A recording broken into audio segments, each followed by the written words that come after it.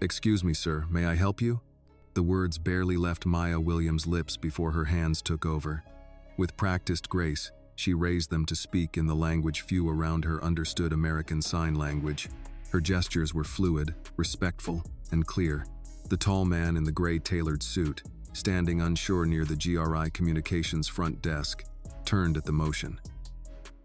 His eyes, guarded at first, softened. He signed back. He was Terrence Clark, 48 years old, founder of KinTouch Technologies and one of the most influential figures in assistive communication tech. He had arrived unannounced 5 hours earlier than expected for an informal tour. But no one at reception recognized him, and no one knew how to speak to him. Except Maya. At 29, Maya Williams had learned sign language not from a book, but from love. Her younger brother, Jesse, had been born deaf. She had spent years being his voice until the accident. Since his passing, Maya hadn't signed with anyone. Until now. Terrence pointed to his tablet, frustration creasing his brow.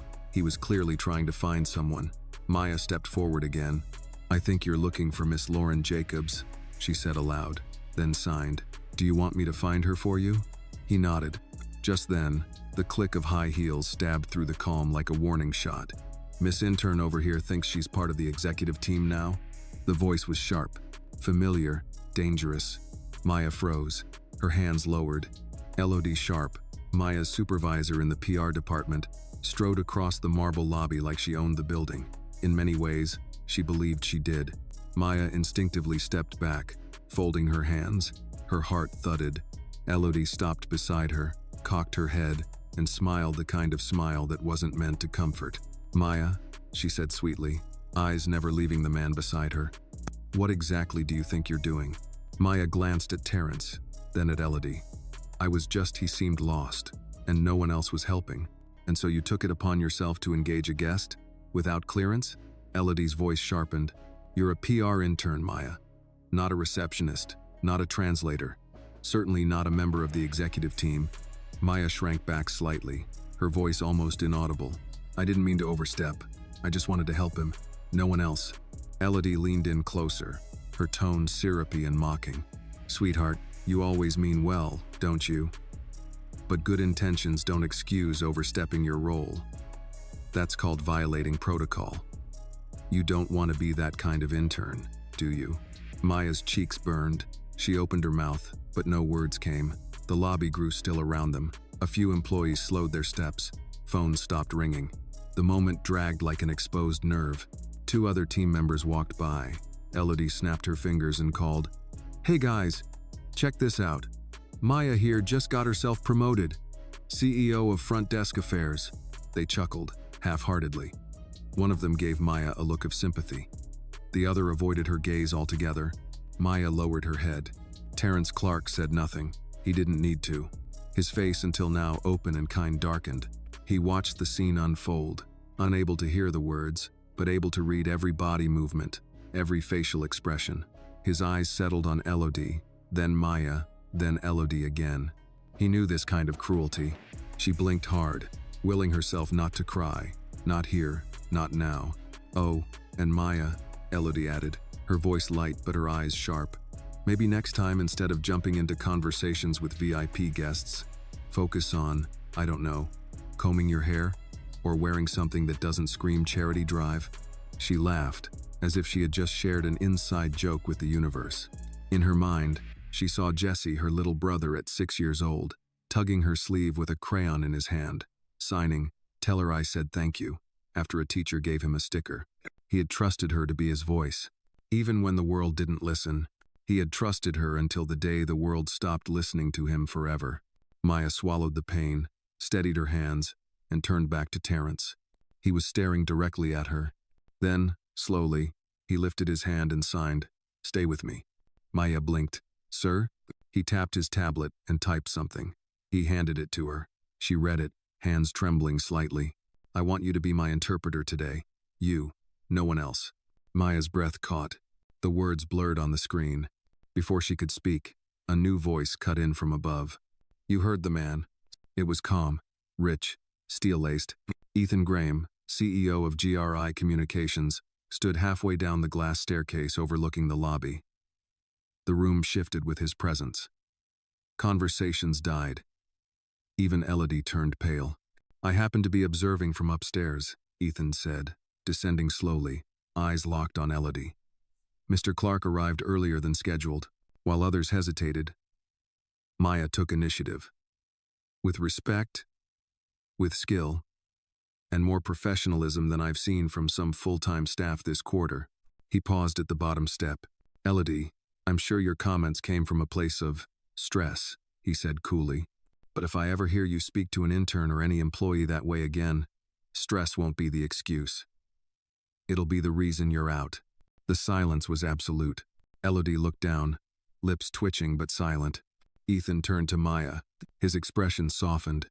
Maya followed 2 steps behind Mr. Clark as they walked down the sleek corridor of GRI Communications Executive Wing, her heart still thudding in the aftermath of what had happened in the lobby.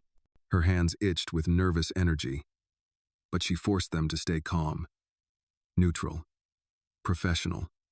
She was still shaking inside, but now she had a role to fulfill. A job, a responsibility.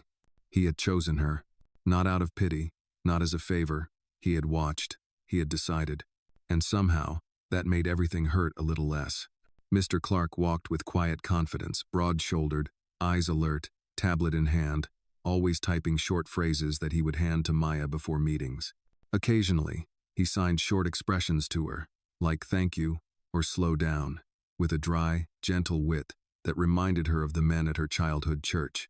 The first stop was a design presentation. 2 junior developers, both in their early 30s, stood waiting in a minimalist glass-walled conference room, nervously rearranging slides on the screen. Maya introduced Mr. Clark with a graceful signed greeting and translated as he typed out a few comments.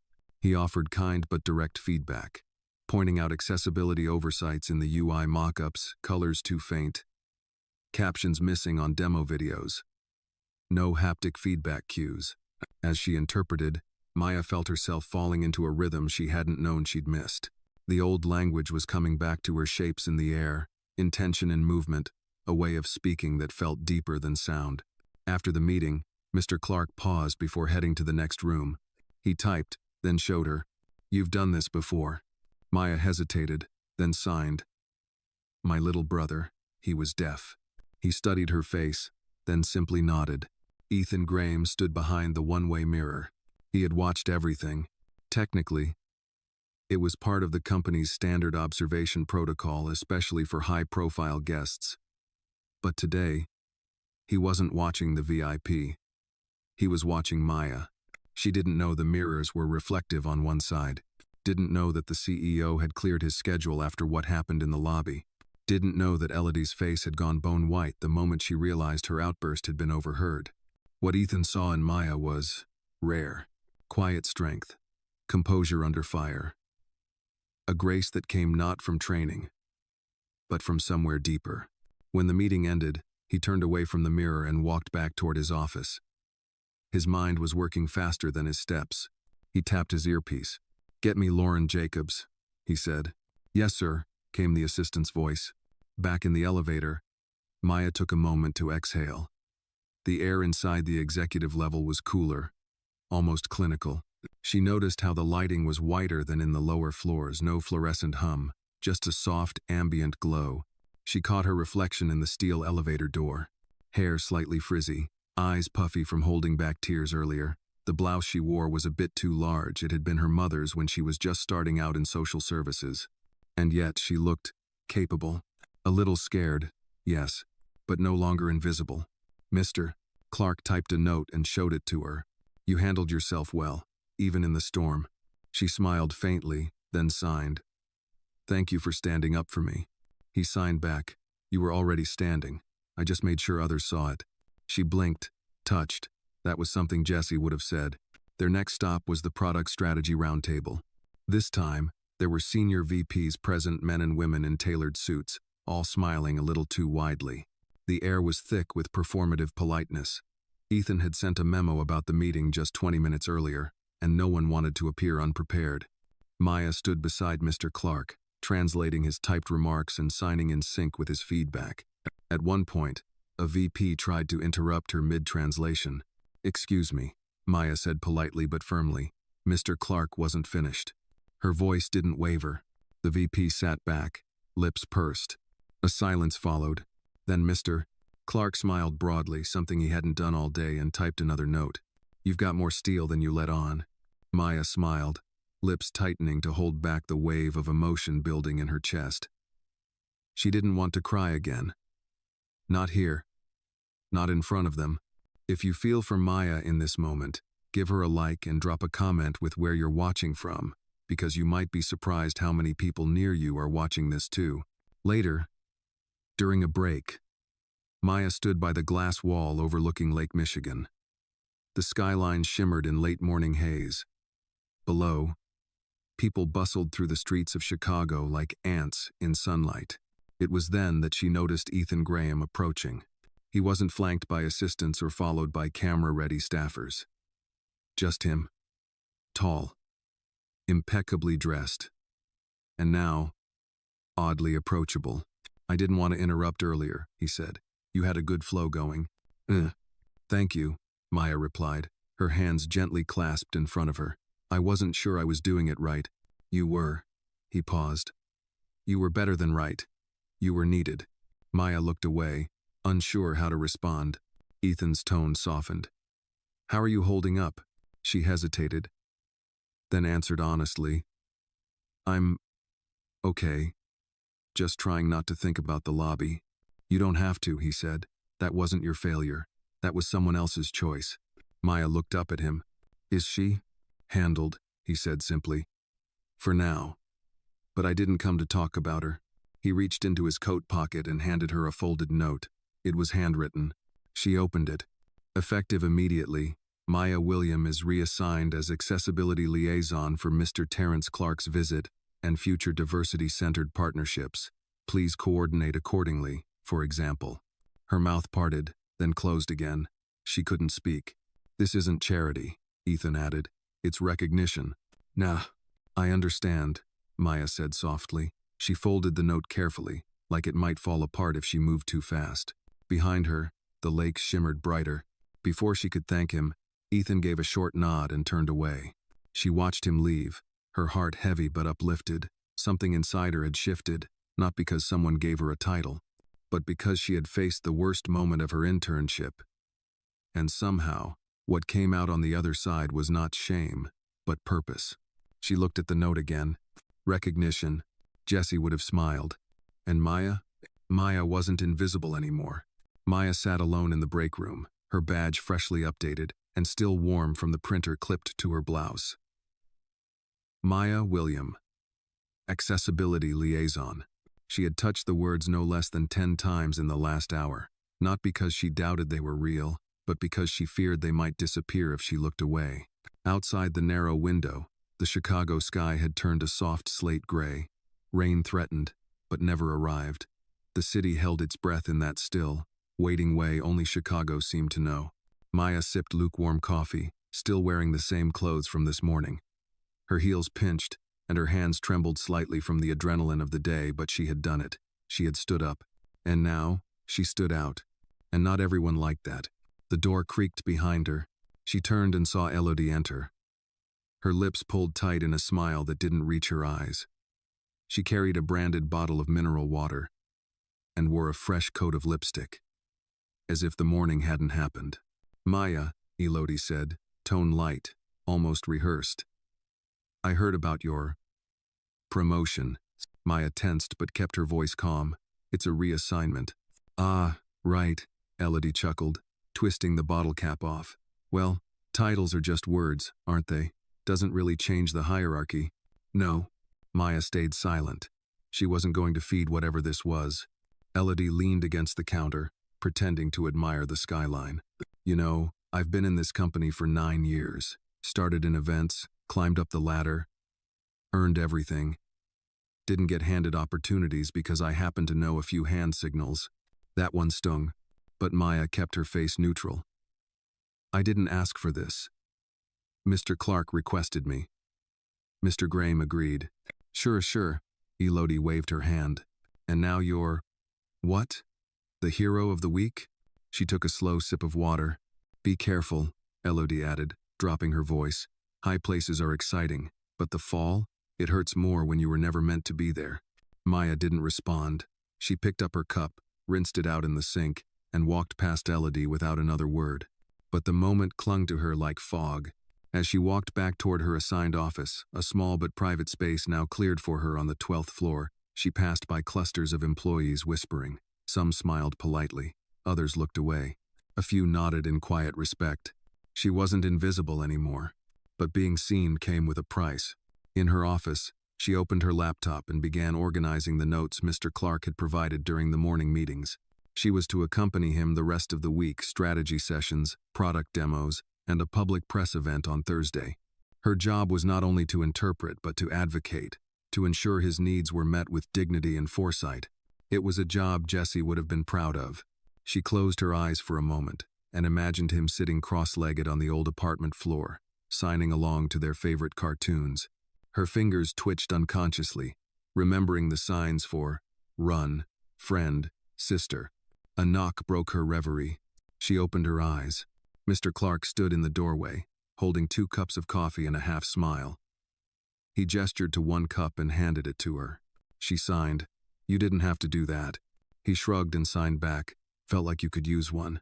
They sat together, not speaking for several minutes. The comfort of silence wasn't emptiness, it was mutual respect. Finally, Mr. Clark tapped a message on his tablet and passed it to her. People will try to reduce what you did today into something small. Don't let them. She read it twice, then signed. I'm trying. It's hard. He nodded slowly, eyes thoughtful. You're strong, but even strong people need allies. I want to ask you something. Maya looked up. After this week, I'll be forming an external advisory board for tech equity, accessibility, real accountability. I want a liaison who's been on the inside and who remembers what it feels like to be on the outside. Her heart skipped. He added, that means you. She blinked, stunned. Me? I'm not. You're not just anything. That's what they'll want you to believe. She looked at him, then down at her hands. She'd always been steady when signing. It was the only time her body didn't betray her nerves. But now, even her fingers hesitated. Mr. Clark placed his hand over hers, just briefly. You don't have to answer now. Just don't say no out of fear. He stood and gave a polite nod before leaving. Maya sat still. She hadn't cried since the lobby. But now a tear slipped out. Not from sadness, not from fear, but from the overwhelming, impossible sense of finally being seen. Not for her trauma, not for her pain, but for her worth. Late that evening, after most of the office had emptied, Maya remained behind, finalizing documents for the morning brief. The lights dimmed automatically. She stood, stretched her back, and walked to the large window again. The city below was alive with lights, cars weaving like threads through the fabric of the night. Her phone buzzed. A message from her mother. Saw the company website. That's your name in the caption next to the man in the suit? Maya smiled. Yes, Mom, that's me. She paused, then typed again. Jessie would have teased me for the outfit. A moment later, he would have told everyone you were the smartest one in the room. Maya pressed the phone to her chest for a moment. Then she turned off the lights and stepped out of her office, walking into a future she never saw coming, shoulders still tense, but held higher than before. She was no longer the girl who walked silently past the front desk, invisible in the crowd. She was Maya William, and the world was finally listening. Tuesday morning arrived with a fresh chill in the air, the kind of crispness that hinted fall was nearing. Maya stood outside GRI's towering glass headquarters, one hand wrapped around a paper cup of chai, the other clutching her ID badge. The lobby was just starting to fill, sunlight pouring through the windows like liquid gold. She inhaled deeply, steadying herself. Day 2. She wasn't an intern anymore. At least not in name, but something in her still felt like the quiet girl in the background, still afraid that if she took up too much space, someone would shove her back into it. As she stepped into the building, the receptionist Melinda, a woman in her 50s with a kind smile, gave her a little wave. Morning, Miss William, Melinda said with a wink. Maya blinked. Miss William. Not intern. Not hey you. Not assistant. She smiled and nodded. In the elevator, She rode with two junior staffers who glanced at her, whispered to each other, then quickly fell silent when she turned toward them. One of them, a tall man in a beige sweater, finally spoke. "Hey, you're the sign language girl, right? With the deaf tech guy?" Maya hesitated. "I'm his liaison. Mr. Clark." "Oh right, yeah, sorry, cool stuff," he mumbled, then turned red and stared at the floor. Maya offered a polite smile, then stepped out when the elevator dinged. She appreciated the clumsy attempt. It was better than the looks Elodie had thrown at her yesterday. All sharp edges and tight lips. Speaking of Elodie, Maya's new office, though modest, sat just a few doors down from the PR bullpen. And as she passed it, she caught the sound of hushed voices, Elodie's unmistakable sharp tone, and another voice she didn't recognize. "She's just playing the victim. Honestly, I don't know what he sees in her." Maya paused. "Elodie, be careful," the second voice whispered. "She's got Graham's backing now." Elodie scoffed. "Please. These diversity hires come and go. Give it a few weeks. Something will trip her up." Maya's spine stiffened, but she kept walking. She had heard worse before. As a black woman in corporate spaces, you didn't get far without learning how to catalog cruelty and keep walking. Still, it hurt. She entered her office and closed the door behind her, exhaling sharply. Across the desk sat her morning itinerary. First, a prep session with Mr. Clark for his midday tech roundtable. Then, a strategy lunch with Ethan Graham and Gry's Diversity and Innovation Board. Just thinking about it made her stomach turn. She adjusted her blouse and took a moment to recenter. Then she gathered her notes and headed to the executive conference room. Mr. Clark was already inside, seated at the long table, his tablet open. He looked up and gave a brief nod, then signed. "You okay?" She smiled tightly. "Yes. Just nerves." "Understandable," he signed back. "You're walking into a room that wasn't built for you." She tilted her head. "Do I look that uneasy?" He typed. "You look like someone who knows the ground beneath her feet might shift, but plans to keep walking anyway." Maya laughed quietly. "That's accurate." When Ethan arrived, he greeted Mr. Clark with a firm handshake and Maya with a nod that carried weight. "Miss William, ready to help us change the game?" "Yes, sir," she said, standing a little taller. The round table began with introductions, board members, external consultants, and one or two regional directors. All white, all older, mostly male. Maya translated Mr. Clark's presentation, and while she signed with confidence, she could feel the skepticism in the room. A few members nodded politely, but others barely looked up from their tablets. It was subtle, polished, but it was there. When Mr. Clark discussed inclusive tech solutions for GRI's customer base, especially those in underserved communities, one board member interrupted. "Do you really believe these investments will offer real ROI? Or is this charity branding?" Maya paused in her signing. Mr. Clark raised a brow, took his time typing, then handed her the screen. "I believe the ROI of dignity is incalculable, and I believe companies who ignore the future will be left behind in it." Huh. She translated it word for word. A few board members chuckled awkwardly. Ethan didn't. He leaned forward. "Let me be clear," he said.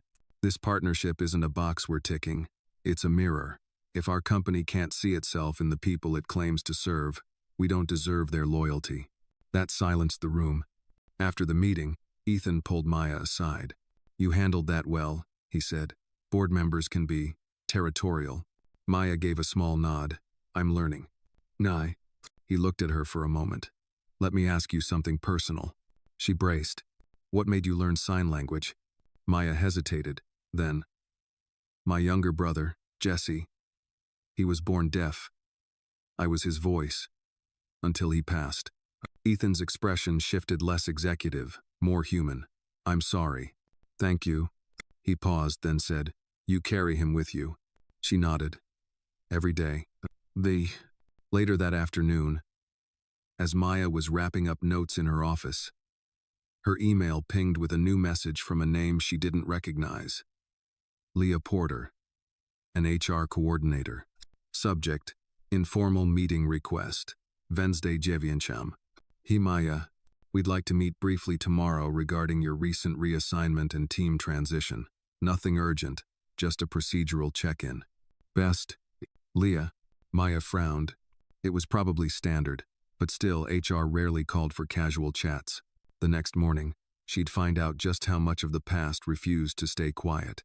For now, she closed her laptop, stretched her sore shoulders, and looked once more at her badge. Not just a name, not just a role, but a statement. And someone, somewhere, clearly wanted to test how long it would stick. At exactly 8:55 a.m., Maya stood outside the HR conference room on the 14th floor, smoothing the front of her navy blue blazer and forcing her breathing to steady. She had barely slept. The email had rolled around her mind all night, churning with old fears and familiar doubts. Just a procedural check-in, she muttered under her breath, repeating the line from the email like a mantra. But her gut knew better. In corporate America, procedural often meant political, and this early in the morning, it rarely boded well. The door clicked open. A woman in her early 40s stepped out, petite, blonde bob, clipboard in hand. Her smile was warm, but a bit too polished. "You must be Maya," she said. "I'm Leah. Thanks for coming up so promptly." "Of course," Maya replied, stepping inside. The room was modest, round table, neutral tones, a bowl of peppermints in the center. Beside Leah sat another woman Maya didn't recognize, tall, red-rimmed glasses, tapping away on a tablet. "This is Janet," Leah offered. "She's part of our diversity and culture subcommittee." Maya nodded a polite hello. She took the only remaining chair. "So," Leah began, clasping her hands together. "First, let me say congratulations. We've been following your reassignment and the impressive initiative you showed last week. Truly commendable." "Thank you," Maya said cautiously. Leah smiled, but Janet cut in. "That said, anytime a non-standard reassignment happens outside traditional promotion channels, we like to ensure it's supported correctly." Maya's eyes narrowed slightly. "I'm sorry, non-standard." Leah offered a placating chuckle. "Oh, no criticism intended. We just mean that the shift from intern to liaison, especially on an executive level, has generated, well, conversation." There it was. Maya sat up straighter. "Are there concerns about my performance?" Janet and Leah exchanged a quick glance. "Not exactly," Janet said, "but some staff members have raised questions about how the decision was made, whether it followed proper protocol." Maya felt the slow heat rise in her chest. "You mean they questioned whether I earned it?" Leah hesitated. "I wouldn't put it that way. It's more about transparency. Fairness." Maya's voice stayed calm, but her words sharpened. "And yet no one called for a procedural check-in when 2 interns in finance were fast-tracked to junior analyst roles last quarter." Leah looked momentarily stunned. Janet tapped her tablet screen. "Well," Janet murmured, "those roles were within their original departments." "So was mine," Maya replied. "PR is where I started, and my work with Mr. Clark is directly connected to accessibility and external communication." There was a beat of silence. Leah cleared her throat. "We're not here to criticize, just to ensure you're supported, that the structure around your new role is clear." Maya took a deep breath. "I appreciate that, truly, but I'd ask you to consider how support feels when it's framed as suspicion." Leah shifted uncomfortably. Janet said nothing. After a tense pause, Leah smiled again, softer this time. Less corporate. "You're right," she said. "We'll revisit the language we use around these transitions. Would you be open to contributing feedback on our internal advancement framework?" Maya hesitated. "If it means no one else has to sit here defending their right to be seen, then yes." Leah nodded. "Good. Let's keep the dialogue open." As Maya stood to leave, Janet added, "We'll still be monitoring the integration process closely, as standard." "Of course you will," Maya thought. But she gave a gracious nod and stepped out into the hallway. The air felt colder now. By the time she returned to her office, a new email was waiting for her. Subject: urgent, last-minute panel update, today 2 p.m. Attached was a flyer for a public panel hosted by GRI's Diversity and Innovation Board. Breaking Barriers, Real Voices in Tech and Access. Panelists: Terrence Clark, Ethan Graham, Dr. Lila Boone, and Maya William. Maya blinked. She hadn't been told she'd be on the panel. She scrolled further. "Maya, your inclusion was Mr. Clark's personal request. He believes your experience represents an authentic and necessary voice. Hope that's okay. Let us know, as soon as possible. Lauren Jacobs. Maya sat back, a storm of nerves rising in her throat. She wasn't ready for this. Not publicly, not after the HR ambush, not with her voice still shaky from the weight of fighting to be heard. She was about to draft a polite decline when a soft knock interrupted her. Mr. Clark stood in the doorway, hands folded behind his back. Saw the panel invite, he signed. Maya nodded. I didn't know. I haven't said yes yet. He signed. I told them not to ask. I told them to tell you, because you needed to see what I see. Which is what?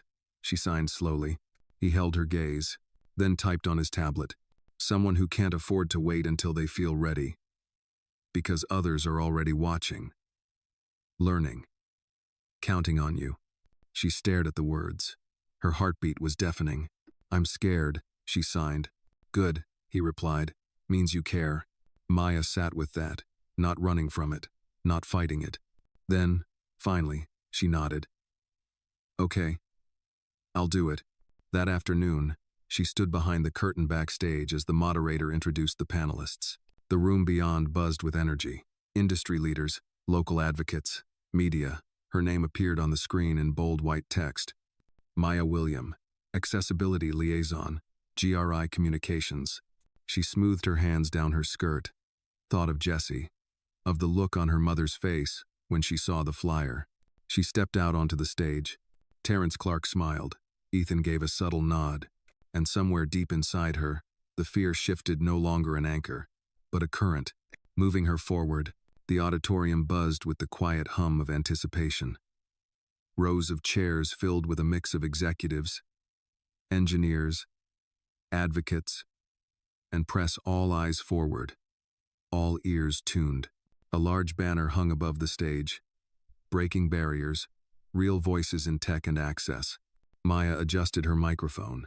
Her palms were damp, but her spine stayed straight.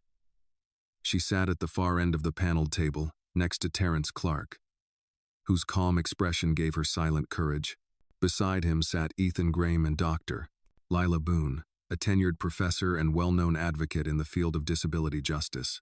The moderator, a polished woman in her 40s with a background in corporate ethics, introduced each speaker. When she got to Maya, her voice grew warm. And finally, we have Maya William, newly appointed Accessibility Liaison at GRI Communications, a rising voice for inclusive access in both workplace and product design. Thank you for joining us, Maya. Polite applause followed. Maya smiled, nodding gently, but her heart was a storm. The first few questions went to Dr. Boone and Ethan policy. Corporate inclusion metrics, government partnerships. Maya listened intently, trying to focus, trying to ground herself in the moment. She could feel Elodie's invisible eyes somewhere in the back of the room, watching, waiting. Then the moderator turned toward her. Maya, she said, your career trajectory changed very suddenly and very publicly after a moment of empathy at the front desk. What does it feel like to go from intern to liaison in a matter of days? The microphone was in her hand. All eyes shifted. Maya took a breath, a beat. Then, honestly, it feels like walking into a room where no one expected you to speak and then realizing you have no choice but to. A few nods, a few murmurs. The room leaned in. She continued. When I saw Mr. Clark at the front desk, he wasn't being ignored maliciously. People just didn't know how to connect with him. I recognized that moment because I've lived it. My little brother was deaf, and I grew up watching the world treat him like he was difficult instead of different. So I stepped in, not because I wanted attention, but because I couldn't unsee him. And I can't unsee people like him, like Jessie, anymore. She paused. A silence, respectful and thick, filled the space. Dr. Boone leaned slightly forward. You said something powerful just now. Maya couldn't unsee him. That's often the beginning of advocacy, isn't it? Seeing the need, even when others don't. Maya nodded. Yes, and realizing that silence, while it can be peaceful, isn't always kind. Sometimes silence becomes complicity. The moderator's eyes softened. Do you feel supported in your new role? Maya hesitated. Her fingers twitched slightly under the table. I feel watched, she said carefully. Supported by some, resented by others. But I'm learning that visibility comes with responsibility. I don't get to fade back into the crowd just because it's easier. Terrence Clark signed something slowly. Maya translated aloud, as they had practiced. Your presence is proof that change is not theoretical. It's personal. The room shifted. No longer just listening, they were absorbing. The moderator opened the floor to audience questions. A woman from a local tech nonprofit asked Maya, "How do you deal with people who think you're only here to fill a quota?" Maya didn't flinch. "I let my work speak for me. And when that's not enough, I let my why speak louder." A man from a major software firm asked, "What's the biggest barrier to inclusion in tech?" Maya replied, "Fear of discomfort. People are afraid to feel ignorant, to be corrected, to make mistakes. But growth requires that discomfort." Each answer earned her more than applause, it earned respect. As the event wrapped up, the audience rose for a standing ovation. Maya tried to stay humble, but her hands shook as she stood, the adrenaline crashing through her like a wave. Backstage, she slumped onto a bench, exhaling for what felt like the first time in hours. "You were brilliant," came a voice. She looked up. Ethan Graham stood there, hands in his pockets, eyes steady. "I meant what I said before," he continued. "You're not here to check a box. You're here to shape the box differently." Maya gave a small smile. "I keep expecting someone to tap me on the shoulder and say, 'That's enough now. Go back.' Then that's exactly why you belong here." Dr. Boone approached next, extending a business card. "I'd like you to guest lecture for one of my graduate classes next semester. Real stories like yours reach further than policy ever will." Maya stared at the card, stunned. "Thank you. I'd be honored." As the room emptied and the crowd dispersed, Maya stepped outside into the late afternoon air. The sky had cleared. The wind carried the crispness of late September. She pulled out her phone, fingers hovering, then typed. "Panel went well. Jesse would have loved this." She sent the message to her mom. Almost instantly, a reply. "He's watching, baby. He's clapping louder than anyone." Maya closed her eyes. Let the breeze hit her face. Behind her, the world of polished glass towers and corporate expectations still loomed. But in front of her, something new unfolded. Not ease. Not comfort. But direction. She had spoken not perfectly, not without fear but with truth. And this time, no one dared silence her. By Thursday morning, the video of Maya's panel appearance had circulated far beyond GRI's usual channels. Someone from the press had clipped her words, "Silence becomes complicity," and overlaid them with subtitles and slow music. Within 12 hours, the clip had gone viral on LinkedIn and Twitter, shared by diversity advocates, accessibility leaders, and even a few minor celebrities. But Maya didn't feel like a rising star. She felt watched, scrutinized. Half the emails in her inbox were congratulatory. The other half were less kind, passive-aggressive notes from middle managers questioning her authority to speak, or anonymous comments forwarded from HR. Does she even have the credentials to speak for the company? As she rode the elevator to the 12th floor that morning, her phone buzzed with a text from Mr. Clark. "See me when you get in, don't worry, good news." She stepped into his office 10 minutes later, breath steady, spine straight. He looked up from his tablet and smiled. "You've been busy," he signed. Maya chuckled softly, not intentionally. The video reached the boardroom, and beyond. "I got a call from the National Accessibility Consortium. They want you to co-keynote at their fall summit." Maya blinked. "What?" They saw the panel. Said your story grounded the theory in real stakes. She tried to process that. "A summit?" She hadn't even finished onboarding. "I'm honored," she said finally. "But, is it too fast? Too soon?" Mr. Clark's expression didn't change. "Did you lie? Did you exaggerate anything you said?" "No." "Then it's not too fast. It's real. And it's overdue." Before she could respond, a soft knock interrupted them. Elodie peeked in, face pleasant but unreadable. "Sorry to intrude, just wanted to check on the Q3 launch brief. I emailed some revisions." Mr. Clark gave a quick nod. Maya felt a chill in the air. Elodie turned to Maya with a smile just a bit too wide. "Big week for you, huh?" Maya met her gaze. Yes, It's been a lot. Elodie nodded. Well, corporate fame comes with its own shelf life. Make sure to pace yourself. With that, she left. Maya didn't respond, but something inside her shifted. Later that afternoon, Maya was in the break room grabbing a tea when she overheard two colleagues talking by the vending machine. She's being groomed to replace Elodie, you know? No way. PR would revolt. Graham backs her. That's all it takes. Maya froze. Replace Elodie? No one had said that. And yet, the tension made sense now. The snide looks, the power plays. Elodie didn't just resent her, she feared her. That night, Maya stayed late at the office. The city outside the windows was wrapped in darkness, dotted with yellow lights. She sat at her desk, staring at a draft for an accessibility campaign proposal she'd been working on. It was good, but something was missing. She opened a folder on her desktop labeled Jesse's Journal, a digital scan of the notebook her brother had scribbled in during his hospital stays. Doodles, thoughts in shaky handwriting, little notes to her. Her eyes caught a page titled, Things I Wish the World Knew Without Me Telling Them. 1. I'm not dumb. I hear differently. 2. Sometimes I get tired pretending it doesn't bother me. 3. Being patient doesn't mean I'm okay. 4. I still dream in sound. Woo. My sister is my favorite translator. She never makes me feel small. Maya wiped at her eyes, inhaling slowly. Then she added a line to the top of her proposal. Design like someone's dignity depends on it because it does. The next morning, she submitted it to Mr. Clark. By noon, she received a response. One word. Approved. Later that day, Maya passed Elodie in the hall. For the first time, she didn't look away. Elodie, Maya said calmly. Elodie paused. Yes? I know you don't like me, and I know you think I'm here to take something from you, but I'm not. Elodie raised a brow. Aren't you? Maya shook her head. I'm here to build something bigger. If you want to be part of that, fine. If not, that's your call. But I won't keep shrinking just to make you feel taller. For a moment, Elodie looked like she might laugh or snap, but then something else flickered in her eyes. Uncertainty, or maybe shame. She said nothing. Just walked away.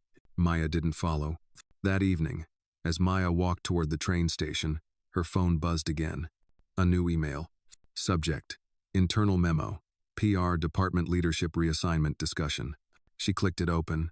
Following recent departmental feedback and ongoing performance reviews, GRI Communications is initiating a reassessment of leadership structure within the PR division.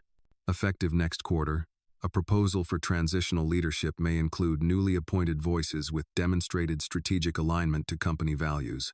She stopped in her tracks. No names were listed, but the message was clear. The ripple she had made at the front desk was becoming a wave, and the tide was beginning to shift. Maya looked up at the city skyline, still towering, still intimidating, but for the first time, she didn't feel like a visitor to it. She felt like someone carving her own path inside it. One word, one gesture, one fight at a time. The internal memo didn't say much, but its implications were loud enough to echo through every corner of GRI's 12th floor. By Friday morning, the PR department was buzzing with a tense kind of silence, the kind that preceded a storm. Desks that were usually alive with chatter had gone quiet. Maya felt it in the shift of eyes, the hesitation in greetings, the careful hush that fell every time she walked by. People weren't just noticing her now. They were watching her, some with quiet support, others with quiet resentment. She arrived early, a full hour before most. She liked it that way, before the eyes, before the whispers. As she sat in her office reviewing the logistics for an upcoming accessibility workshop, a sharp knock pulled her attention. It was Ethan Graham. He didn't bother with pleasantries. Can you join us upstairs in 10? Maya blinked. Us? He nodded. Leadership. You're part of it now. There's a transition briefing. Confidential for now. Bring your notes on the accessibility initiative. She stared at him for a second. Are you serious? Do I look like I joke in elevators? Maya stood. I don't know if I'm prepared. You've been preparing for this your whole life, he said, and left. 10 minutes later, she entered the glass-walled conference room on the executive floor, her heart thudding against her ribs like it wanted to escape. Inside were faces she'd only seen in year-end reports, division heads, senior executives, legal. And at the far end, Terrence Clark, with his tablet already glowing. Ethan stood near him, arms crossed. Maya William, Ethan announced as she walked in, accessibility liaison and communication strategist for Clark Initiative. No applause, just acknowledgement. She took her seat. The first 20 minutes were typical. Quarterly projections, public reception to recent campaigns, pending partnerships. Maya mostly observed, taking notes, translating when Terrence asked. Then Ethan leaned forward. Next item, internal restructure, public relations. The room shifted, subtle glances. Effective next month, he continued. We're restructuring leadership based on performance, innovation, and alignment with GRE's evolving core values. No one looked at Elodie, but everyone felt her tense. Ethan continued. A new leadership pod will be formed, tasked with redefining inclusive messaging and guiding PR into our next phase. It will include cross-functional voices, not just traditional ladder climbers. He turned slightly. Maya William will serve as acting co-lead during this transition. The silence was deafening. Elodie didn't speak, but her jaw twitched. Someone finally said, "Isn't that premature?" Ethan didn't flinch. "It's overdue." Terrence Clark tapped. Maya read aloud what he typed. "The world isn't waiting for us to catch up. Either we move, or we get moved aside." The meeting continued with stiff voices, forced nods. When it ended, Maya left quietly, her head spinning. Back in her office, her phone buzzed. A message from Elodie. "We need to talk." She stared at the screen, then typed, "My office, 3 p.m. At 3:01, Elodie stepped in. No pretense this time. No smile. "I'm not here to congratulate you," she said bluntly. Maya stayed seated, noted. Elodie paced, arms folded. "You think because you had a viral moment and signed a few words, you suddenly understand this job?" "I don't think I understand everything," Maya replied. "But I know what this role demands now. And I know I've done the work." "You were an intern. And you were once too," Maya said. "So were half the people in that room." Elodie's tone sharpened. "You bypassed protocol. Ethan likes a good story. So you got lifted. But this industry doesn't survive on stories. It survives on strategy." "I've brought both," Maya said calmly. Elodie's voice dropped to a whisper, dangerous and raw. "You embarrassed me. You made me look small." "No." Maya's breath caught. Then she spoke slowly. "I didn't make you look small. I just stopped making myself smaller to keep you comfortable." Elodie stared at her, fury and something like fear mingling in her eyes. "You'll make enemies," she warned. "I already have," Maya replied, "but I'd rather have enemies than regrets." Elodie left without another word. Maya closed her door, her hands trembling. Not from fear. From release. She didn't cry. She didn't collapse. She exhaled, and for the first time in weeks, she smiled just a little. That night, as the city lights flickered outside her window, Maya called her mother. "She confronted you?" her mother asked, shocked. "Yeah. What did you say?" I told her the truth. Her mother was quiet for a moment, then said softly, "Jesse would be proud of you. You're not just making space for yourself, baby. You're making it for others, too." Maya looked out over the skyline. She didn't feel victorious. Not yet. But she felt something better, steady. And in a world full of storms, that was enough to keep going. By Monday morning, Maya arrived at the office earlier than usual. The air was crisp, tinged with the first signs of fall, and she welcomed the cold. It sharpened her, like steel meeting stone. Inside the building, her heels echoed softly against the polished floors as she made her way to the executive conference suite. She was no longer just the observer. Today, she was at the table. This was the first official strategy meeting for the newly formed Inclusive Messaging Leadership Pod.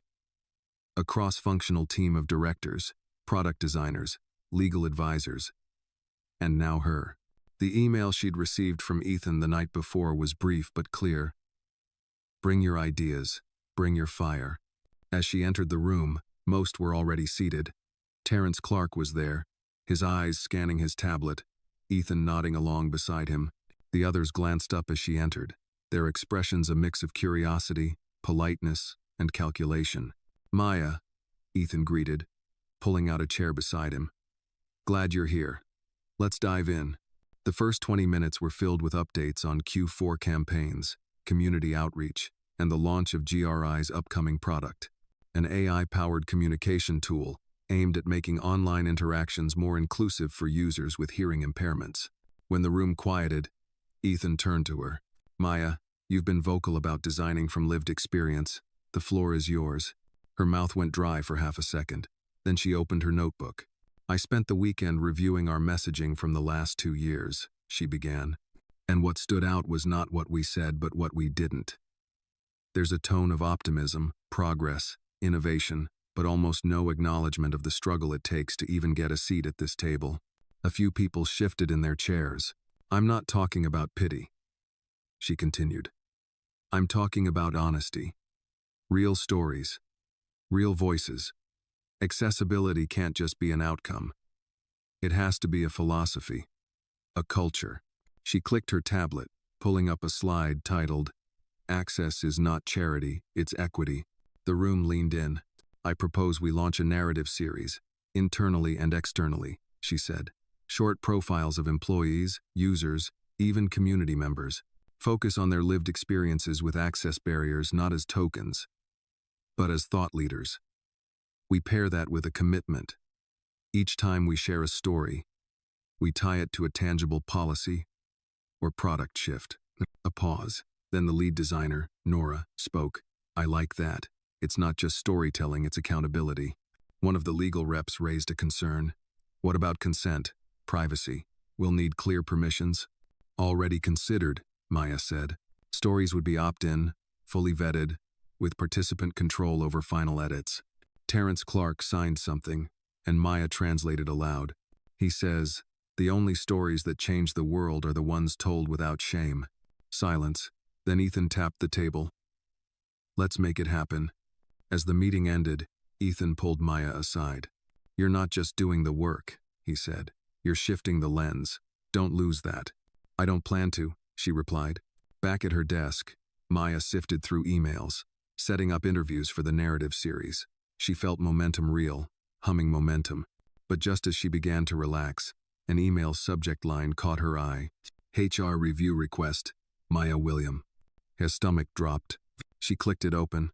"Miss William, per standard review protocol following leadership reassignments, we are conducting an evaluative process regarding your transition and associated impacts. Please report to HR. Tuesday, 9 a.m. Janet Lee, D. I Oversight Committee." Her chest tightened. She stared at the screen. Was this retaliation?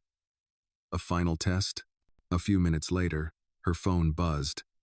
A message from Leah in HR. "Maya, this is routine, not disciplinary, just a scheduled review. I'll be in the room, no surprises." Still, Maya felt the unease settle in her gut. That evening, she called her mother again. "They're pulling me into another HR review," she said. "For what?" "They're calling it standard protocol." A pause. Then her mother's voice, low and steady. "Don't let it shrink you. You've come too far to fold now." Maya lay in bed that night, staring at the ceiling. Jesse's voice echoing in her mind. "You're not small, sis. You're just in a place that never made room for you before." The next morning came like a wave crashing over her nerves. She wore her sharpest suit, hair pulled into a tight bun, face calm. She entered the HR conference room at 8:59 a.m. Leah greeted her with a smile too professional to feel personal. Janet was already seated, her expression unreadable. "Thanks for coming, Maya," Leah said. "This is a follow-up to the structural transition. We're reviewing feedback, both internal and external, related to your new position." Janet added, "There's been praise, but also questions. Concerns about rapid promotion, team dynamics, and role clarity." Maya didn't flinch. "What kind of concerns?" Leah clicked her pen. "Primarily from peers in PR. They feel blindsided. There's worry about hierarchy erosion." I didn't ask to leapfrog anyone, Maya said, keeping her tone even. I stepped into a role I was offered and have worked hard to justify every day since. Janet looked at her directly. Do you believe your appointment has contributed to division in the department? Maya hesitated only for a second. Then, no, I believe it revealed divisions that already existed. My presence just made them harder to ignore. Silence. Then Leah leaned back. We'll document this review and follow up with final notes. For now, you may return to your duties. Maya nodded once and left the room without another word. Back at her desk, she found a message from Terrence Clark. Stand firm. They'll test your voice because it's new. That doesn't mean it's wrong. She smiled, just faintly. The HR door had closed, but the work was still ahead. The movement she'd sparked was bigger than her fears, bigger than the office politics, and she was just getting started. By midweek, Maya found herself walking a tightrope, one made of expectation, perception, and the fragile balance of visibility. Ever since the HR review, there'd been a shift in the air. Colleagues greeted her with more formality, less warmth. Conversations paused when she entered rooms, and more than once, she'd caught glimpses of side eyes, low murmurs, and lips pursed in judgment. Still, she walked forward. The narrative series, now dubbed Real Voices, was beginning to take shape. She had already completed 2 interviews, one with a veteran engineer who'd lost partial hearing during military service, and another with a Latina receptionist who used a wheelchair and had never once been invited to represent GRI externally. Each story revealed not just personal pain, but systemic silence. Maya compiled the profiles carefully, ensuring every sentence honored the dignity of its speaker. She paired each one with policy recommendations, suggestions for architectural changes, training modules, software adjustments. Her goal wasn't just to feature these voices, it was to build around them. On Thursday morning, as she was preparing the 3rd story, Maya was summoned once again, this time not by HR, but by Ethan. His message was short: Conference Room 7B11. Bring a printed copy of your latest feature. The room was empty when she arrived. Ethan walked in a few minutes later, followed by an unfamiliar man in a tailored navy suit. Late 40s, salt and pepper hair, presence like a courtroom. Maya, Ethan said, gesturing to the man. This is Richard Keller, external counsel and interim corporate ethics advisor. Maya extended her hand. Nice to meet you. He didn't shake it. Instead, he placed a folder on the table and sat across from her. I've been asked to conduct an independent review, he said plainly, not just of your role, but of the ripple effects stemming from your promotion. Maya blinked. You're investigating me? No, Ethan interjected. He's here to assess systemic concerns. There've been whispers, allegations of favoritism, policy gaps, informal influence. Maya felt her chest tighten, but she stayed still. Richard opened the folder. Some of your colleagues believe the internal processes were bypassed, that appointments were made for optics, not qualifications. Maya's voice was calm. Did those colleagues mention the hours I've put in, the results I've delivered, or just the speed at which I rose? Richard didn't flinch. I'm not here to argue merits. I'm here to determine risk. Maya leaned slightly forward. Then let me save you time. The biggest risk to this company isn't me. It's continuing to reward comfort over courage.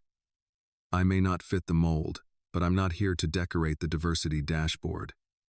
I'm here to do the work, and I am doing it. For a brief moment, silence reigned. Ethan smiled slightly, only with his eyes. Richard tapped his pen. May I see the profile you brought? Maya handed over the printout. The story of a deaf father who'd been denied a position in logistics due to communication challenges, even though he was more qualified than the man hired. Richard read it in silence, then placed it back in the folder. Thank you, he said. We'll be in touch. Later that afternoon, Maya found herself at her desk, exhausted but not defeated. She stared at the screen, then opened Jesse's journal again, this time landing on a page that read, When you shake the table, some people will pretend the floor is falling apart. Let them. She smiled through a deep breath. That night, she worked late, preparing the 4th story in the series. A black transgender developer who'd nearly quit GRI after repeated misgendering during team meetings. Maya had debated whether to include the piece. She knew it would raise more eyebrows, invite more friction, but ultimately, she chose truth over approval. When she finally left the office, it was close to midnight. The streets were quieter now, the city humming in low rhythm. As she waited at the corner for a ride, a voice called from behind. Elodie. Maya turned to find her standing there, arms crossed, wrapped in a trench coat, her heels clicking as she walked closer. I heard about the lawyer, Elodie said. And the ethics review. Maya didn't respond. Elodie stepped closer. Don't think for a second that this is over. I know it's not, Maya said. That's why I'm still here. Elodie scoffed, her voice colder than the autumn wind. Do you really think one viral video and a few pretty stories will change how this company operates? Maya looked her in the eye. No, I think the stories will show us where to start. Elodie's lips curled into something between a smirk and a warning. Careful, Maya. Not everyone is rooting for you. Not everyone likes what you represent. I'm not here to be liked. And with that, Maya turned and walked away. The next day, her calendar pinged with a surprise meeting. Coffee chat. Terrence Clark. Rooftop terrace. 9:30 a.m. When she arrived, the terrace was empty save for Clark, seated with 2 steaming cups in front of him.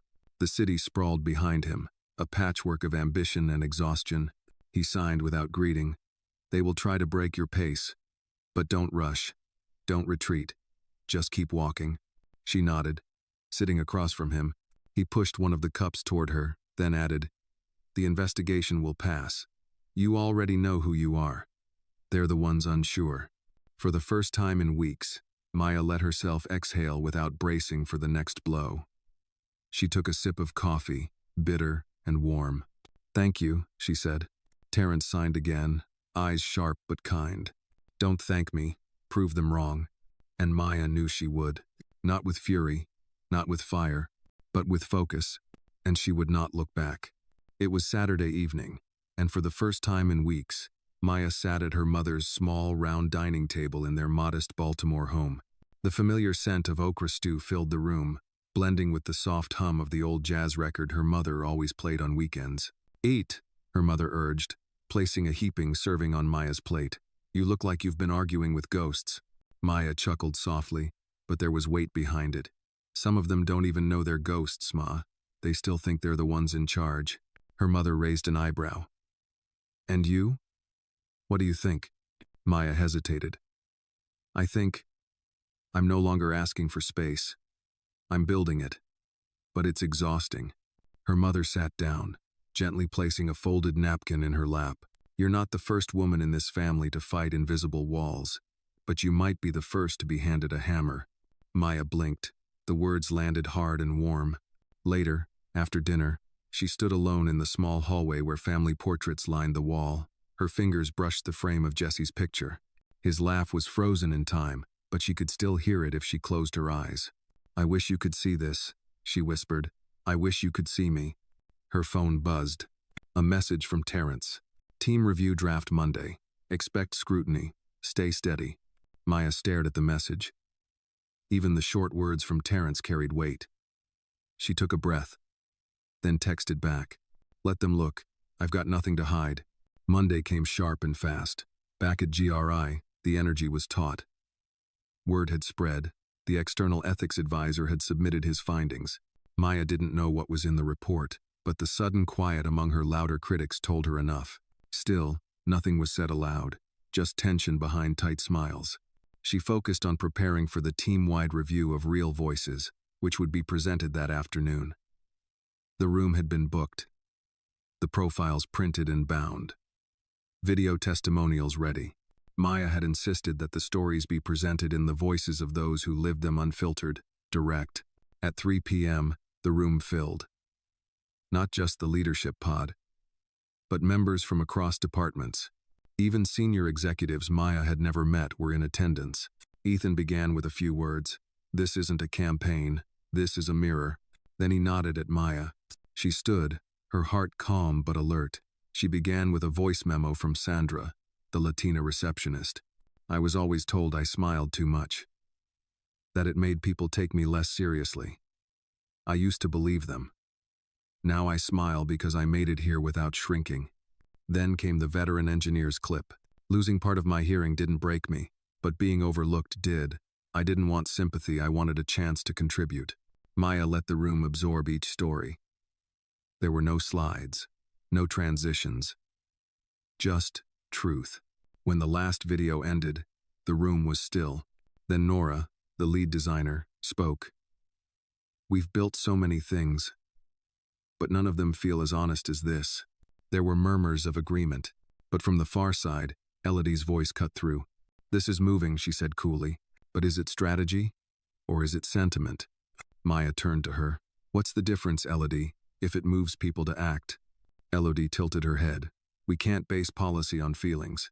Then what do we base it on? Maya asked. Metrics? Margins? We've tried that. And yet people still leave. Still feel unseen. Unheard. Maybe what's missing is exactly what we're afraid of. Emotion, connection, truth. Ethan leaned forward. Let me be clear. This isn't about replacing numbers. It's about expanding the definition of value, and Maya's work does that. Elodie opened her mouth but didn't speak. After the meeting, several team members approached Maya. Quiet congratulations, handshakes, words like finally and thank you. But what struck her most was the approach of Terrence Clark. He signed slowly, deliberately. You didn't just open a door, you built a hallway. Maya signed back, her hands trembling slightly. I only did what I wished someone had done for Jesse. Terrence nodded, eyes soft. Then he turned to leave. Later that evening, Maya returned to her apartment, dropped her bag on the floor, and stood in the silence. For a long while, she didn't move, just stood there, letting the quiet hold her. Then, she walked to the bathroom, looked in the mirror. There was no makeup on her face, no smile, just her. She leaned in closer. You're still here, she whispered. Even after all of it. And for the first time in years, she believed it.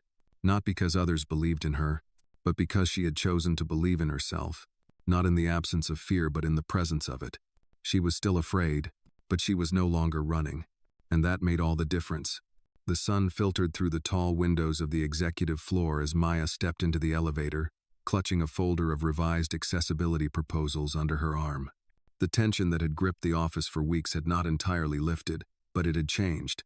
It no longer sat like a stone in her chest. It moved, became something else, an energy, a presence. It followed her down the hallways, not as fear, but as attention. As she passed the marketing team's bay, a few heads turned. One of the assistants nodded politely.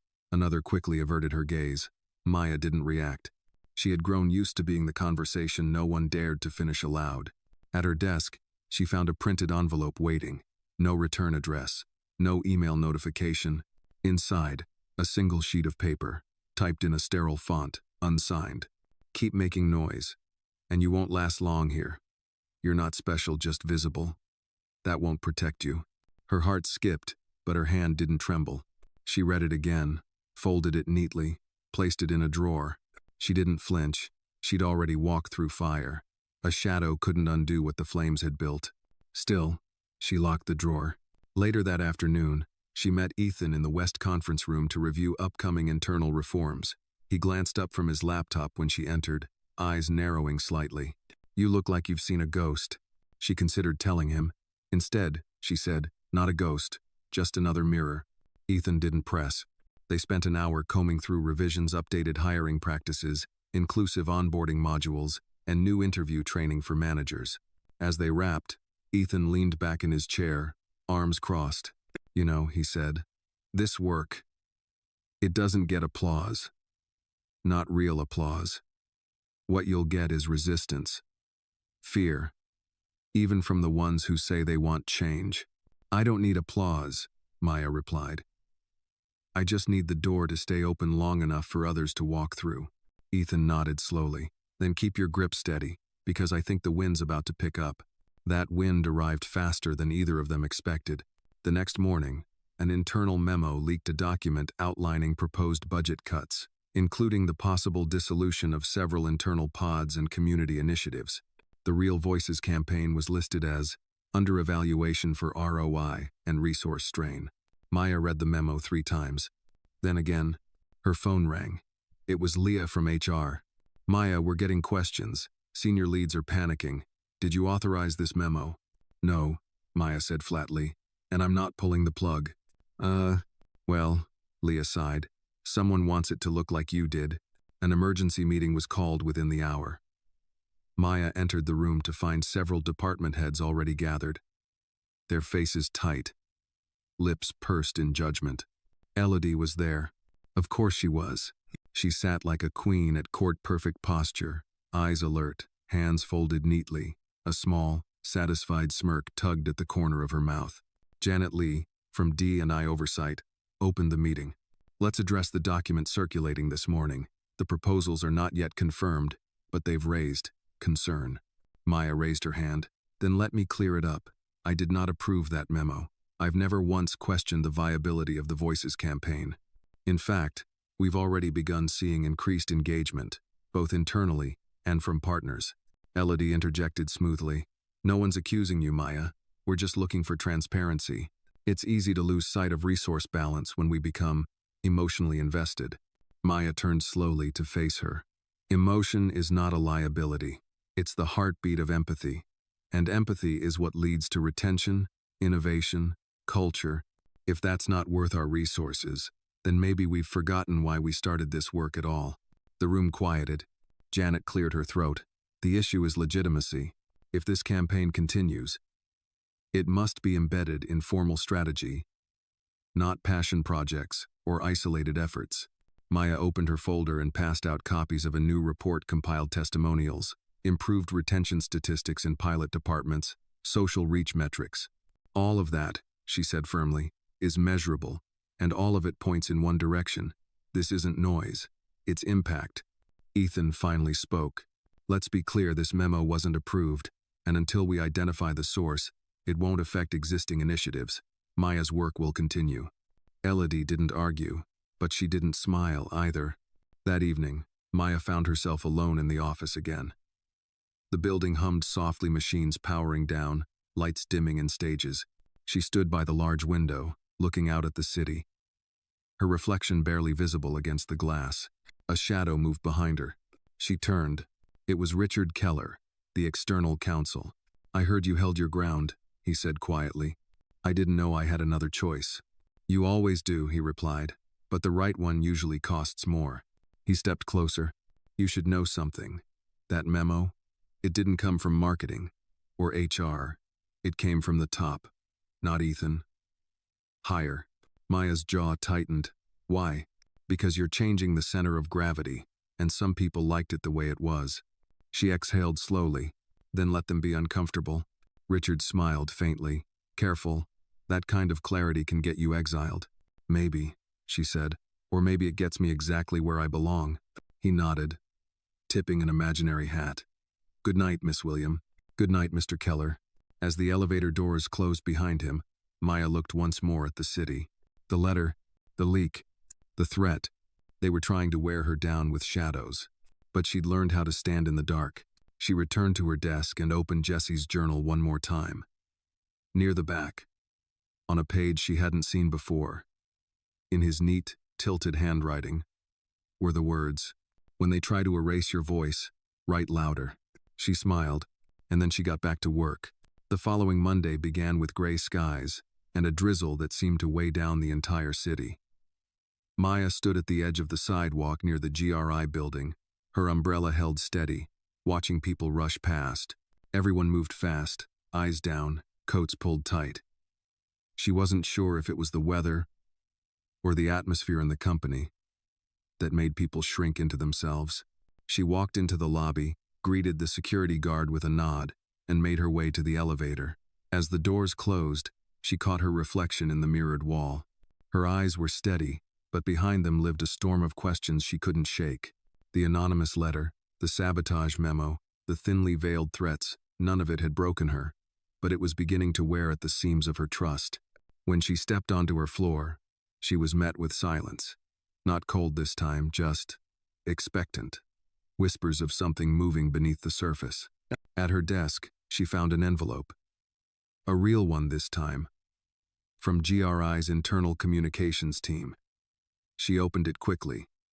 Inside was a short, typed note. We'd like you to speak at the upcoming Founders Forum. CEO and board in attendance. 15 minutes. Full creative control. Maya stared at the words, blinking once, twice. The forum was the most visible internal event of the year. Only senior executives spoke. No interns, no assistants, no transitional managers, especially not ones who'd only been in their role a few months. Ethan passed her desk 5 minutes later and dropped his coffee into the recycling bin. Congratulations, he said without slowing down. Maya stood and followed him into his office. This wasn't your idea? No, he said, sitting down. I was looped in after the invite went out, came from the board chair directly. Maya frowned. Why me? Why now? Because they're either ready to listen, or they're trying to tame the fire. He studied her face for a moment. Just be careful, Maya. You're being given a mic, but they might be hoping you'll sing their song. She nodded. Then I'll make sure the song is mine. The week passed in a blur of preparation.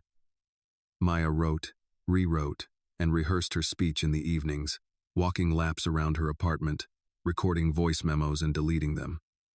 She knew the audience. Executives, investors, people trained to listen only when dollars were mentioned. But she wasn't going to talk about ROI or branding potential.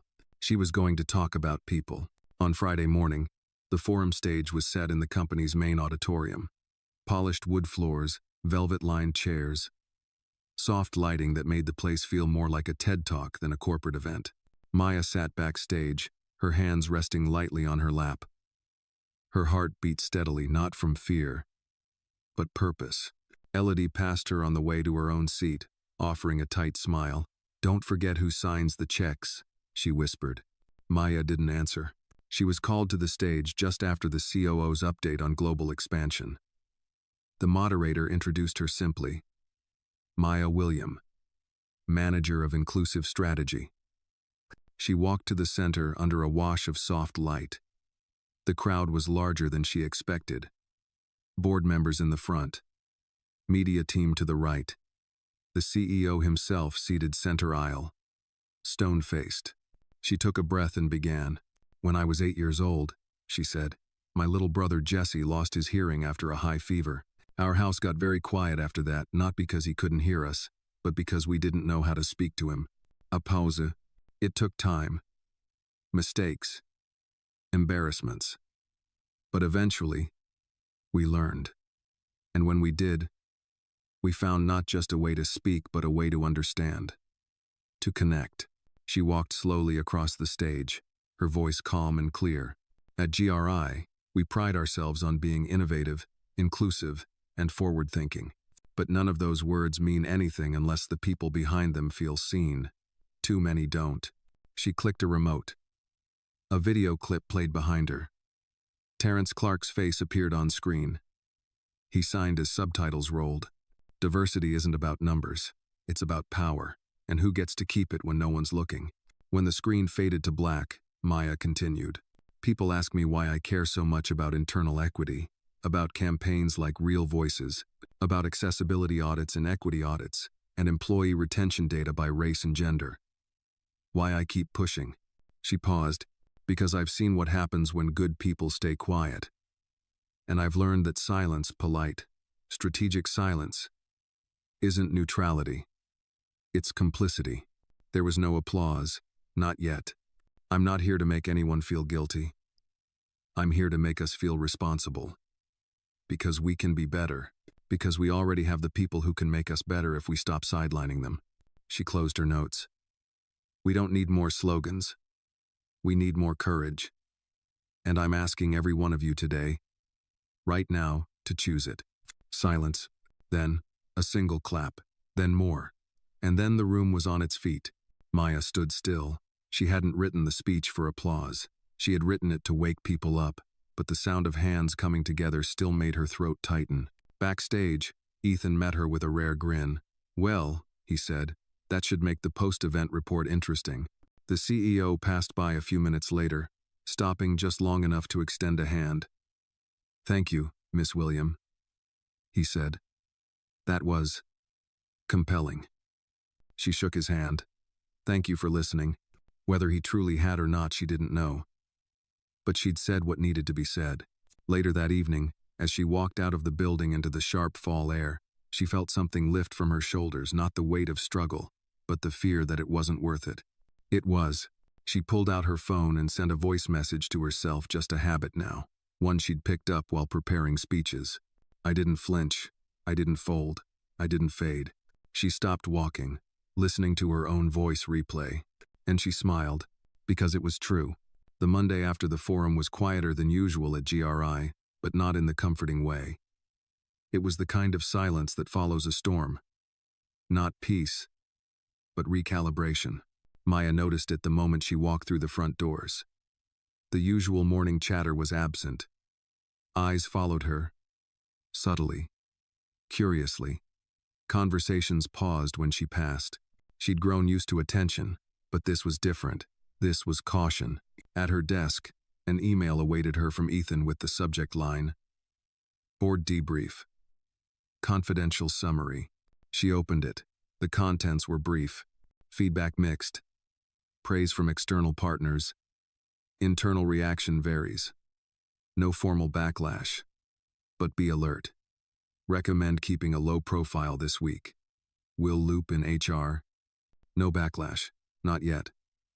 But Maya knew better than to mistake silence for safety. A knock on her cubicle wall made her look up. It was Terrence. He signed slowly. They heard you, even if they pretend not to. She smiled, grateful. Then she signed back. They'll try to find a way to make me regret it. Terrence didn't deny it. Then make sure they never forget it instead, he signed. He walked away before she could respond. That afternoon, Maya received a calendar invite for a one-on-one meeting with board chairwoman Evelyn Monroe. A 15-minute window. No context. No attachments. She'd never been summoned to the top floor before. Not alone. As the elevator climbed, Maya adjusted her blazer, steadying her breath.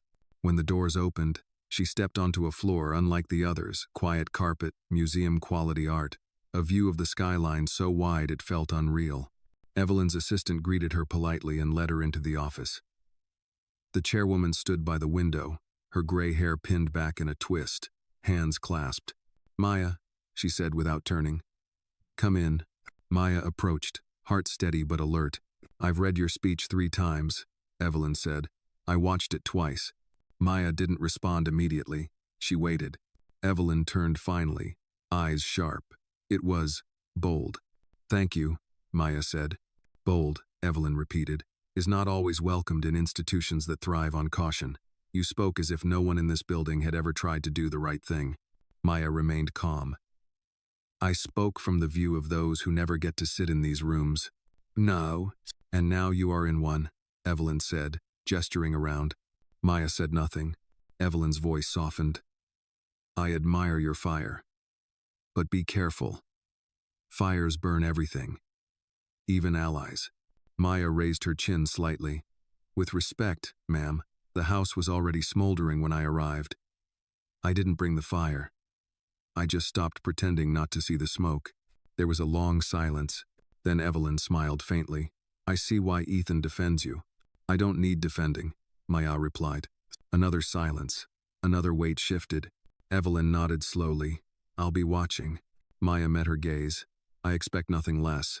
By midweek, the fallout began to take clearer shape.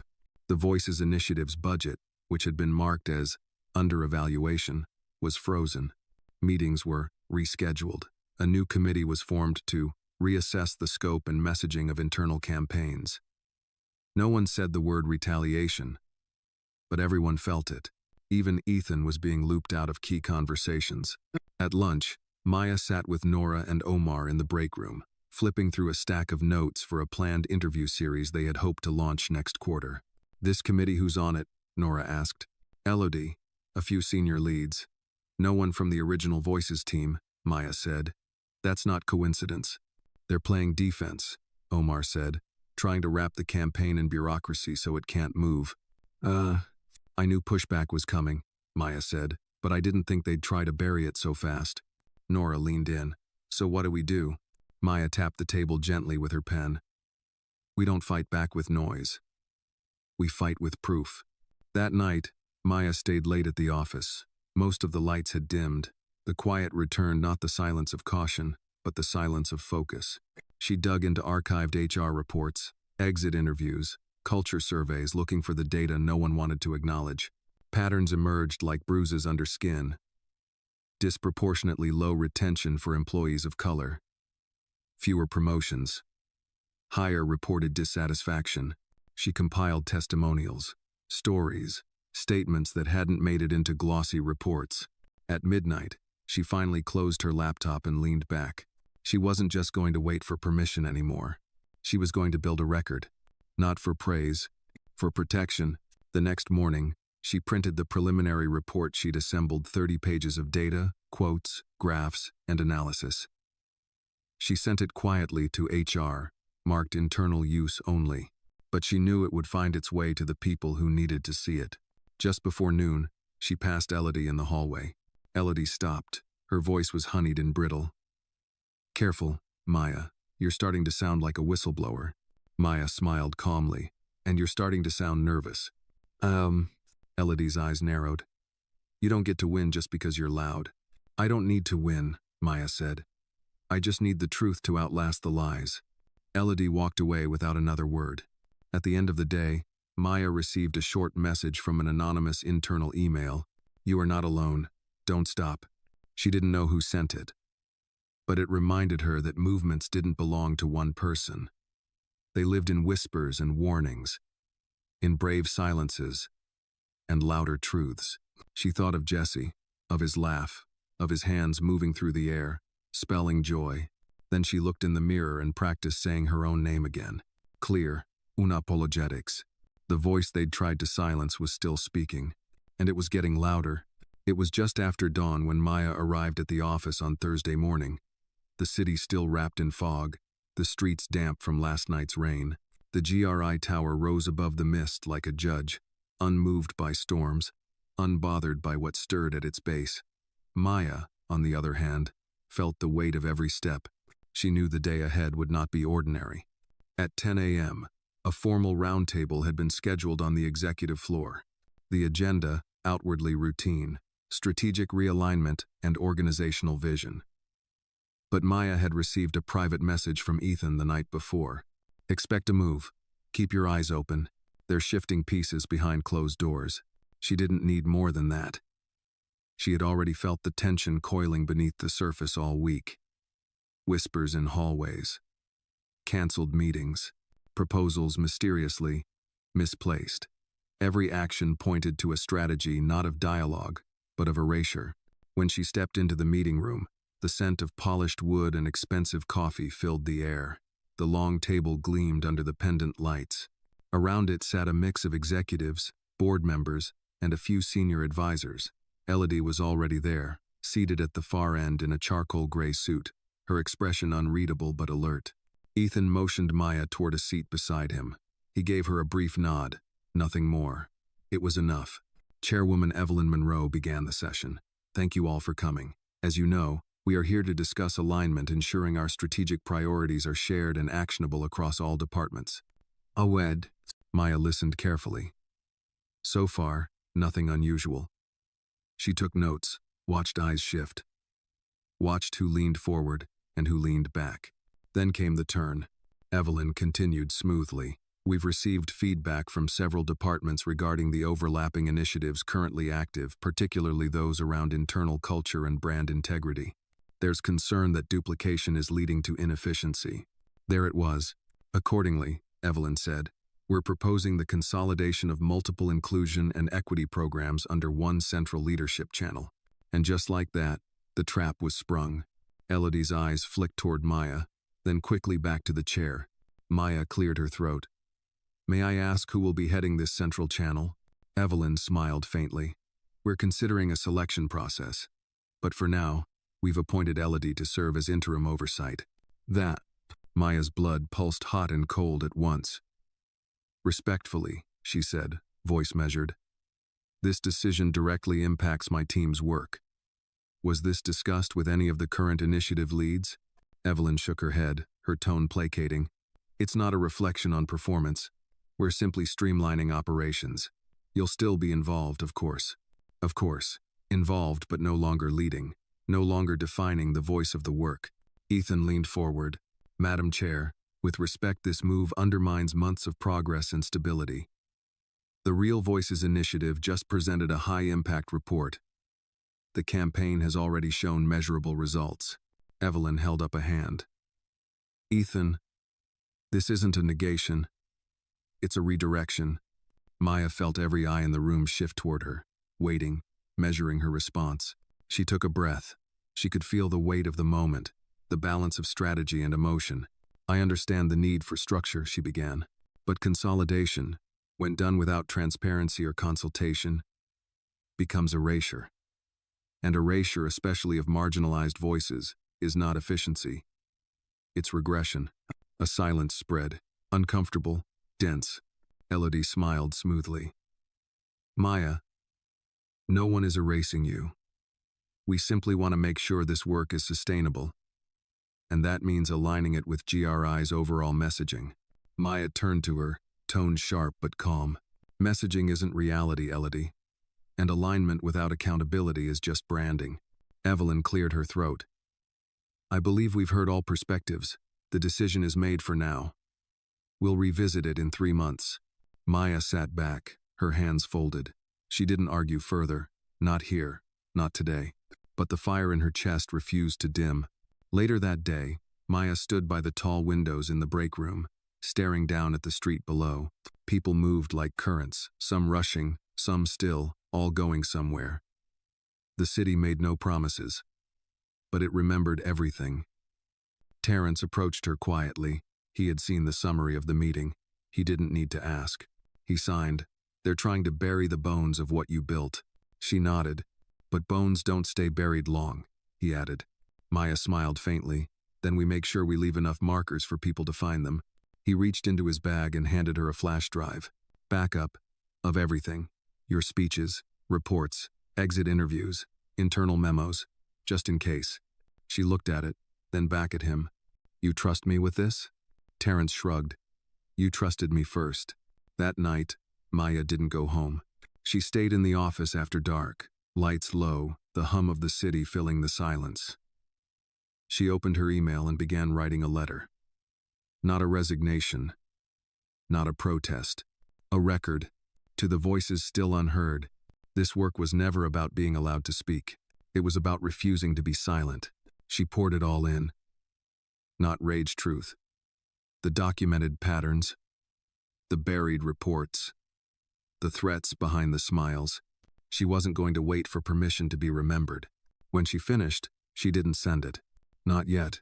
She saved it, printed a copy, placed it in the same drawer as the anonymous warning letter from weeks ago. Then she stood, stretched, and walked to the glass. The city below was still alive, still burning with movement. And so was she. She had lost a seat at the table, but not her voice, not her mission. Tomorrow, she would begin again. Not for revenge, for remembrance. Friday morning arrived with a deceptive calm. The air was clear, the lobby music soft, and the front desk receptionist offered Maya a smile that felt a touch too rehearsed. Everything on the surface whispered, business as usual, but Maya had learned to listen beneath that surface.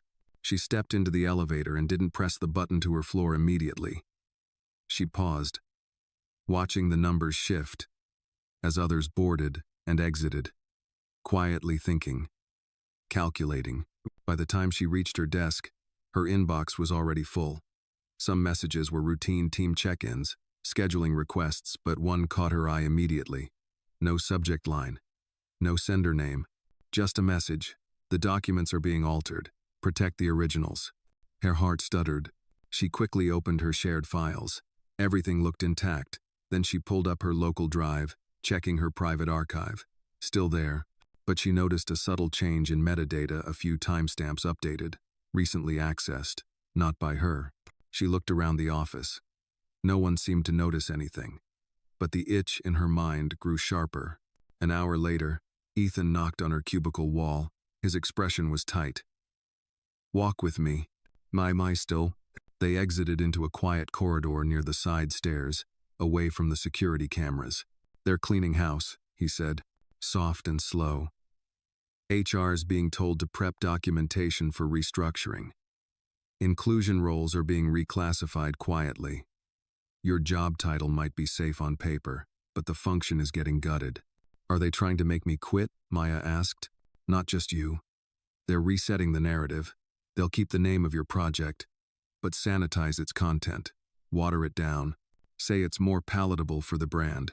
Maya crossed her arms, jaw clenched. So they erase what made it matter. Ethan hesitated. Then he said, "You need to think about an exit strategy." She shook her head. "I'm not leaving. I'm not saying you should. I'm saying don't let them box you in without a way out." She nodded slowly. "There's more coming, isn't there?" Ethan sighed. "Monday, they're going to announce a realignment of team resources. You're not on the list, but your allies are." Maya's hands tightened. "Terrence.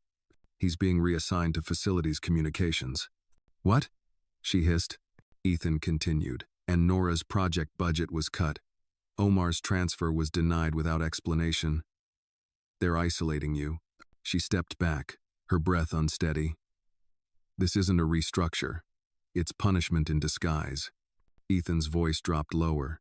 "And it'll keep escalating if you stay silent." I'm not afraid of pressure," she said. "You should be," he replied, "because pressure like this isn't meant to break your role. It's meant to break you."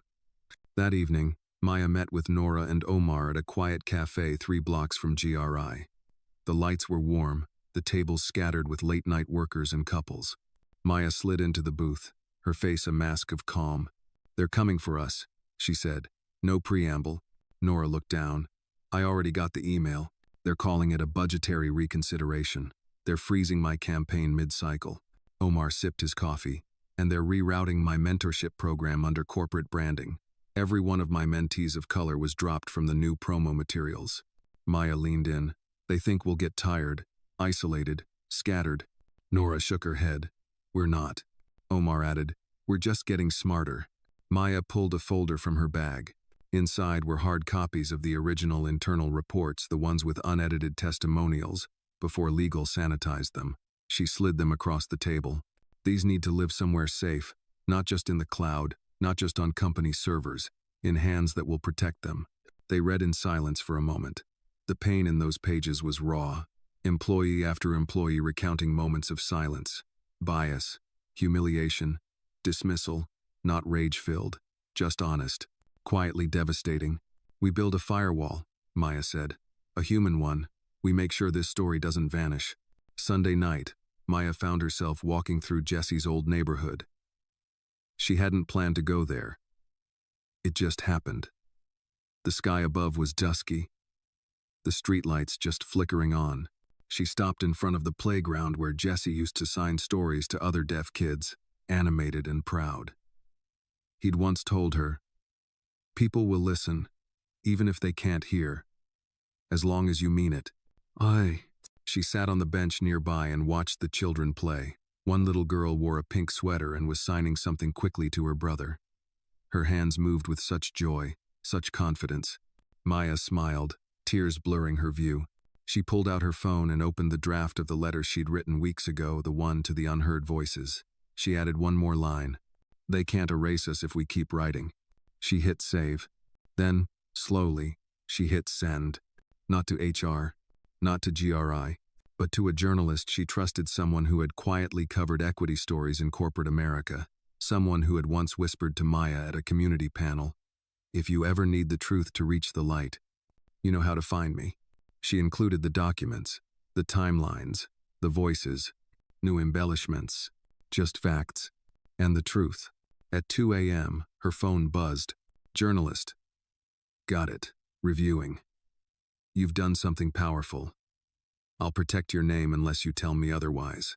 Maya stared at the message for a long moment. Then she typed back, "Use my name. Let them know I'm not hiding." And with that, she turned off her phone. She wasn't sure what Monday would bring, what consequences, what silence, what backlash. But she knew this. She had made her choice. And the ripple was already moving. The headlines dropped just after 8 a.m., Monday morning. It started with a single tweet, an embedded link from the Civic Lens, one of the most respected independent media outlets in the country. The headline was simple: but searing. The silencing of voices at GRI, an inside look at how corporate equity dies quietly. Byline, Maya William. Within minutes, it spread. Slack channels pinged, emails were forwarded. Screenshots circulated in private group chats.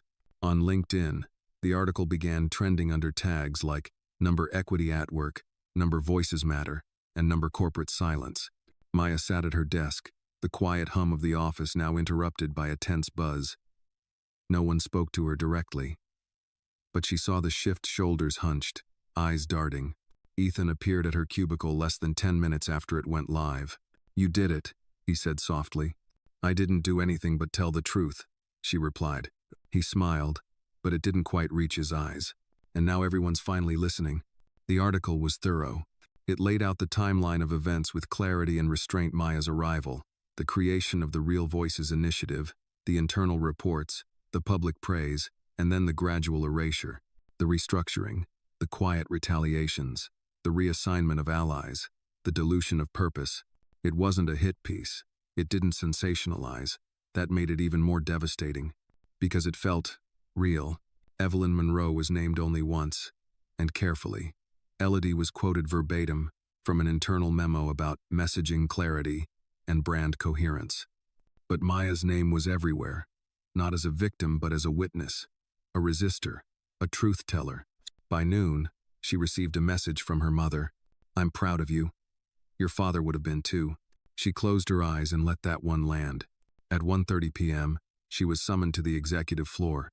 The request came not from Evelyn, but from GRI's external PR director, Mitchell Lang. It was unprecedented. PR never dealt with interns turned associates. When she entered the room, Ethan was already seated. Elodie, too, though her face was unreadable, now cool, guarded. Evelyn was not present. Mitchell stood near the window, his expression somewhere between worried and calculating.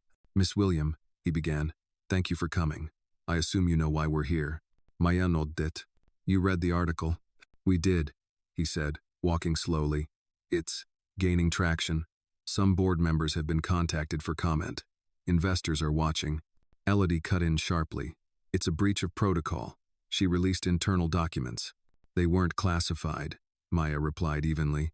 "They were already scrubbed by legal before you archived them. I retained the originals, as was my right under employee documentation policy." Elodie's jaw tightened. Mitchell raised a hand to de-escalate. "We're not here to debate that. We're here to discuss the next steps." He turned to Maya. "Do you plan to speak to any other outlets?" "I plan to tell the truth whenever I'm asked," she said. Mitchell paced. "This can still be managed. We can frame this as a passionate employee raising necessary questions. A dialogue moment. You'd need to clarify a few things, publicly emphasize that you still support GRI's core mission." Maya raised her brows.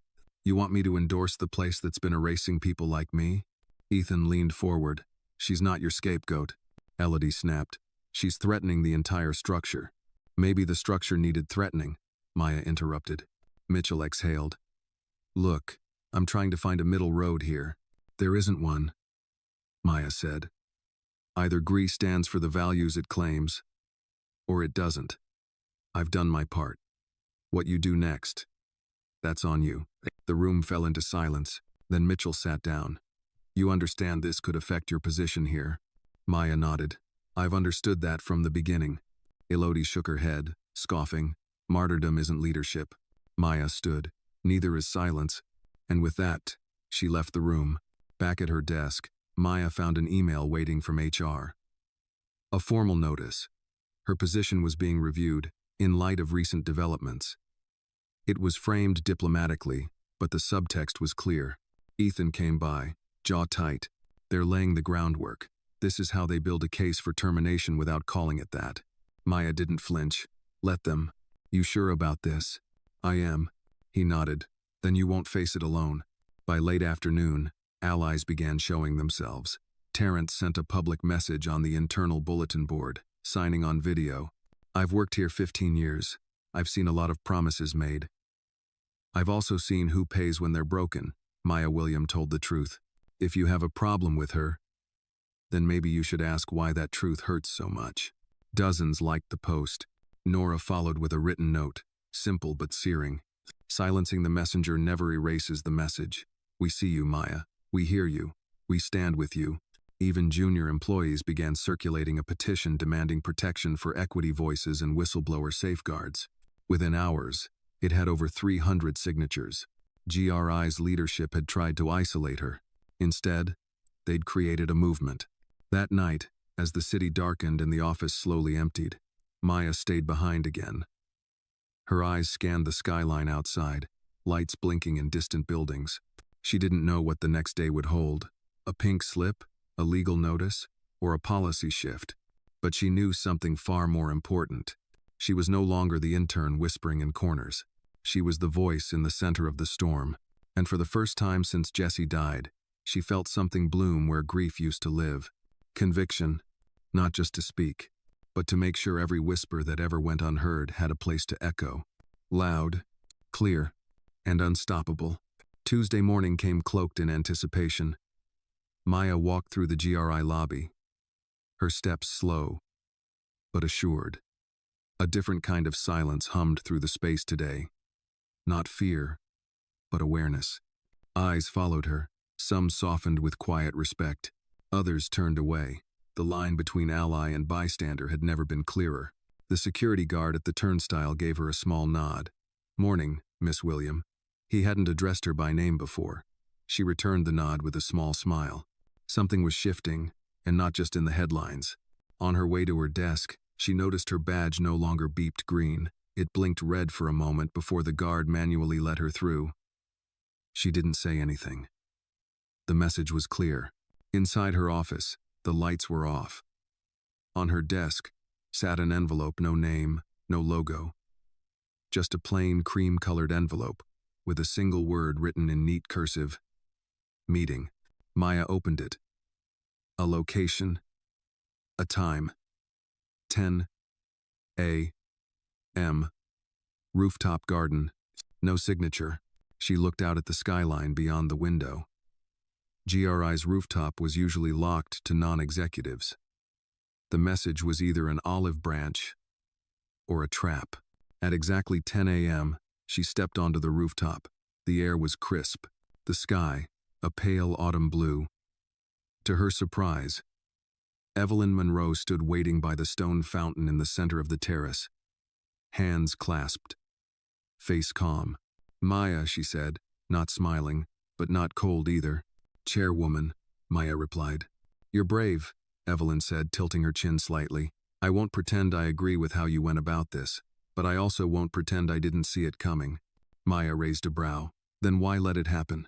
Evelyn turned toward the city. "Because this place, it was built on a fault line. You can patch over the cracks, or you can wait for the quake. And you chose to wait." Evelyn exhaled. "We've operated on optics for too long. Diversity on posters, not in power. Inclusion in mission statements, not in decision rooms." Maya remained silent. "You exposed that, publicly," Evelyn said. "And now the board wants blood, or reform. I'm not sure which." "What do you want?" Maya asked. Evelyn finally looked at her. "You." Maya blinked. "Excuse me? We've lost credibility, internally, externally. I need someone to help rebuild that trust, not with PR spin, with truth, policy, action, real voices." "You want me to stay?" Maya asked, cautious. "I want you to lead," Evelyn said. "I want to create a new